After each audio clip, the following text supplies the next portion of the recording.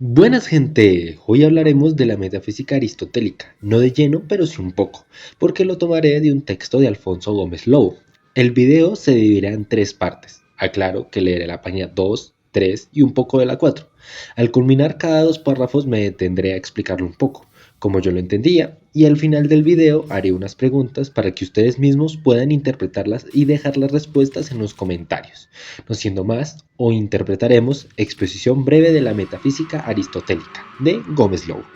Postdata, el video será con Hollow Knight porque no se me ocurrió otra idea para poner de fondo. Entonces, no queda más. Aristóteles propuso por primera vez la idea de la metafísica como una ciencia de todo lo que es, ontología, que culmina en el conocimiento de la causa última del universo, teología. Esta concepción ontoteológica de la disciplina filosófica más alta de la que aparece en la obra aristotélica que conocemos como su metafísica y la que, con diversas variantes, prevaleció en el pensamiento occidental hasta Kant. En estas páginas se exponen los rasgos fundamentales del camino recorrido por Aristóteles al intentar darle una forma precisa a su concepción. Metateoría. Aristóteles tenía clara conciencia de que su metafísica estaba exponiendo un proyecto filosófico original. Por eso, en ella encontramos con frecuencia afirmaciones sobre la disciplina misma, metateoría, que pueden distinguirse en las afirmaciones acerca de su objeto, teoría. Las doctrinas más importantes de la metateoría son las siguientes. La ciencia indagada, que en este contexto Aristóteles denomina sabiduría, contempla los primeros principios de las causas. La argumentación que conduce a esta tesis es que la vida cotidiana llamamos sabio a la persona que conduce el porqué o la causa de algo. Además, mientras más remotas de las percepciones sensibles y abstractas sean estas causas, diremos que es más sabio quien las conoce. Desde allí se llega a la noción de que la sabiduría tendrá por objeto lo primero o lo más universal, aquello que nos dice el porqué de las cosas más particulares. Aclaro que las partes en las que voy a hablar, por ejemplo, como esta, las voy a hacer improvisando. Dependiendo de lo que vaya leyendo del texto, lo iré hablando. Tenemos que tomar en cuenta que principalmente nos mencionan dos términos, que es ontología y teología. Según definiciones que encontré en internet, ontología es una rama de la filosofía que estudia el ser, la existencia y las categorías fundamentales de lo que es el mundo. En sí, la pregunta principal de lo que nos menciona la ontología, ¿qué es lo que existe? ¿Qué significa el ser? Entre estas partes era de las partes principales de la teoría que tenía Aristóteles como tesis para su metafísica, porque se supone que era una ciencia nueva, era algo nuevo de él. La otra cosa es la teología, que en esta parte su definición es el estudio racional y sistemático de Dios, o los dioses, sus atributos, sus acciones, y su relación con el mundo y el ser humano. La pregunta principal que podríamos decir es como, ¿qué es Dios? ¿Cómo actúa en el mundo? Si lo tomamos desde la parte teológica. Ya lo demás de lo que nos menciona el texto es que tenemos que tomar en cuenta que la sabiduría era como el principio, el argumento que Aristóteles quería darnos, porque desde allí, aclaro, abro comillas, desde allí se llega a la noción de que la sabiduría tendrá por objeto lo primero y lo más universal, aquello que nos dice el porqué de las cosas particulares, es decir, el principio y de dónde proviene todo. Continuando, un segundo grupo de afirmaciones acentúa el carácter universal del objeto de esta ciencia, al decir que es una ciencia que contempla lo que es, en cuanto es, lo que ente en cuanto ente, tanto utilización del participio on del verbo ser, como la presencia de la frase adverbial en cuanto es o en cuanto ente, han generado serias dificultades de interpretación. Algunos comentaristas han pensado que la metafísica aristotélica estudia lo que existe y que, por ende, dejaría fuera todos los entes de la razón, los entes del pensamiento, pero que de hecho no existen.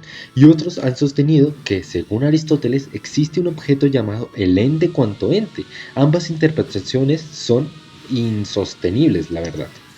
Lo que ofrece Aristóteles cuando analiza la noción de lo que ente o lo que es en el libro 5 de Especie del Diccionario de Términos Filosóficos son todos ejemplos del uso del predicativo del verbo enai, vale decir, del uso correspondiente en las afirmaciones que posee la forma X, es Y. No hay allí instancia alguna del uso existencial del verbo ser, lo ente. Por consiguiente, no equivale a lo que existe, sino a lo que es Y o el X que es Y.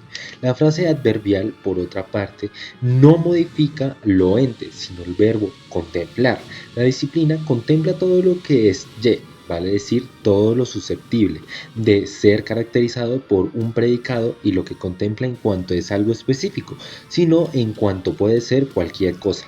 La disciplina que restringe su objeto a la que en cuanto es móvil o susceptible de cambio es la física. La frase adverbial, por lo tanto, retira la idea de una disciplina de máxima universalidad. Gómez Lobo nos quiere dar a entender en esta parte del texto que cuando Aristóteles habla del ente cuanto ente no se refiere solo a lo que existe físicamente, sino que en realidad es todo aquello que se puede decir como algo, como no sé, para sacarme un ejemplo, ya que tengo a mi gata acá al lado, que el gato es un animal, ¿no? Que mi gata es un animal. Entonces lo que es algo. Porque esto significa que la metafísica no estudia cosas concretas como la ciencia, biológica o la física, sino que estudia el ser en general. Es decir, que la ciencia universal se puede tomar como la metafísica, porque busca entender lo que significa ser en cuanto a su sentido posible. Aristóteles combina esta doctrina con lo anterior, diciendo que tenemos que aprender las primeras causas de lo que es en cuanto es, vale decir, la última explicación de por qué las cosas tienen atributos, sean cuales fueren sus atributos. Esta es una concepción las cuales designamos hoy mediante el neologismo, ontología, una expresión a lo que nos corresponde ningún término análogo en los textos aristotélicos. Una tercera línea de metateoría introduce un nuevo nombre, filosofía primera, y al contrastarla con la filosofía segunda, es decir, la física, sostiene que el objeto de la primera es lo separable de la materia y lo inmóvil. No está claro que haya algo que corresponda a esta descripción, pero sí lo hay. Será lo divino y por lo tanto la filosofía primera será teología.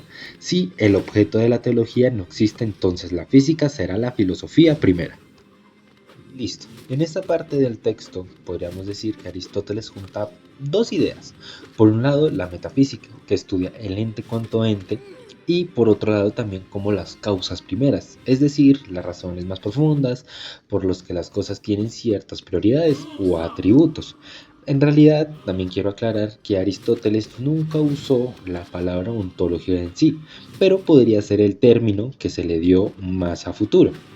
Además también menciona que pues se llama filosofía primera a la metafísica, ¿no?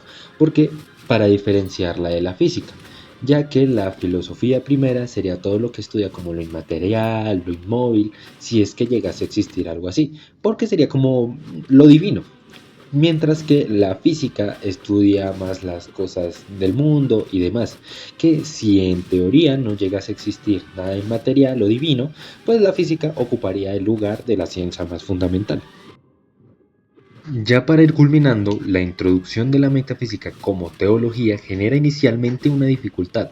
Aristóteles distingue claramente entre sabiduría y ontología, por una parte, y teología por otra, pero reconoce que aquellas presentan a la metafísica como una ciencia máximamente universal, y que ésta, en cambio, la presenta como una disciplina que se ocupa la existencia y los atributos de algo particular, de una entidad inmóvil.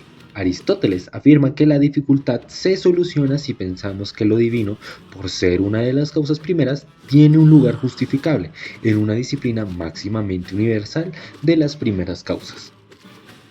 En esta parte final del texto podemos ver que se crea como una tensión entre la idea de metafísica, porque digamos si se toma desde la ontología o desde la sabiduría, sus conceptos pueden cambiar, porque en sí la metafísica lo que estudia es todo lo que es y sus causas, pero si se llegase a presentar como solo teología, parece que se enfoca en realidad como en lo particular, en lo divino, en lo inmóvil, entonces sería una interpretación que no está muy de acuerdo a lo que en sí se refiere que es la metafísica.